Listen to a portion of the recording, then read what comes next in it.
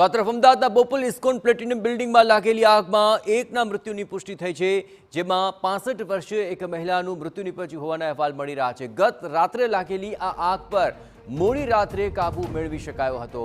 ISKCON platinum building હાલ પ્રતિબંધિત છે। 8મા માળે લાગેલી આગ 22મા માળ સુધી પ્રસરી ગઈ હતી। 22 માળની આ બિલ્ડિંગમાં શોર્ટ સર્કિટને કારણે આગ લાગી હોવાનું અનુમાન થઈ રહ્યું છે। ફાયર બ્રિગેડની 12 ગાડીઓએ આગ પર કાબુ મેળવ્યો હતો। 23 સ્થાનિકોને હોસ્પિટલમાં હાલ દાખલ કરવામાં આવ્યા છે। સારવાર માટે 3 અલગ અલગ હોસ્પિટલમાં આ તમામને દાખલ કરાયા છે। આપણે જણાવ્યું કે અમદાવાદના ઇસ્કોન પ્લેટિનમના એન બ્લોકને કારણે અનેકનો આબાદ બચાવ થયો। એમ અને એન બ્લોક એકબીજા સાથે જોડાયેલા હોવાથી આવન જાવનની વ્યવસ્થા છે। એમ બ્લોકમાં 22મા માળેથી એન બ્લોકમાં જવાની વ્યવસ્થા છે અને એમ બ્લોકના 8મા માળે આગ લાગતા 9 થી 22 માળ સુધીના રહીશો ઉપર ગયા અને એન બ્લોકમાં જઈને એમ બ્લોકના રહીશો સલામત રીતે નીચે ઉતરી શક્યા। આ એમ બ્લોકના 60થી વધુ લોકોની અન્ય સ્થળે રહેવાની વ્યવસ્થા કરવામાં આવી છે। રહીશો માટે ક્લબ હાઉસ, બેન્ક્વેટ હોલ અને યોગ રૂમની અંદર व्यवस्था રહેવાની કરવામાં આવી।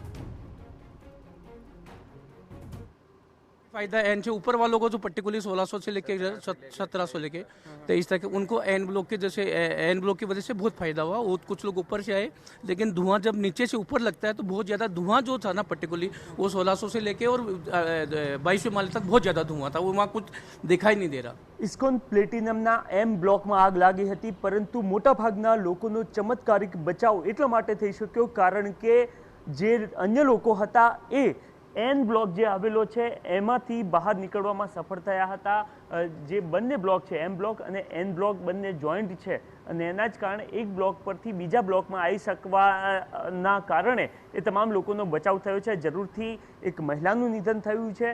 આ સિવાય લગભગ 20 કરતાં પણ વધારે લોકોને હોસ્પિટલાઇઝ કર્યા હોવા છતાં પણ લગભગ 200 જેટલા લોકો અટવાયા હતા। એ તમામ લોકોનો બચાવ એન બ્લોકમાંથી બહાર નીકળી શકવાને કારણે થયો હતો। મહત્વનું છે કે આગ લાગી એ સમયગાળા દરમિયાન હોજરી જે ફાયરની આવે છે એમાંથી એટલા મોટા પ્રમાણમાં પ્રેશર થઈને પાણી બહાર નીકળી શકતું ન હતું ને એના જ કારણે આગ વધારે ફેલાઈ હોવાનું સ્થાનિકો જણાવી રહ્યા છે। ત્યારે ચમત્કારિક રીતના એન બ્લોકના કારણે આ તમામ લોકોનો બચાવ થયો હોવાની બાબતો પણ હાલ સામે આવી રહી છે।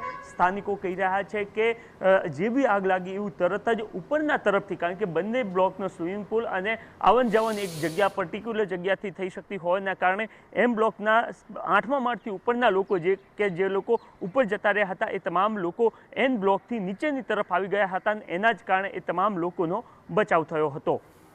કેમેરામેન મનીષ ત્રિવેદી સાથે નરેન્દ્ર રાઠોડ, TV9 અમદાવાદ।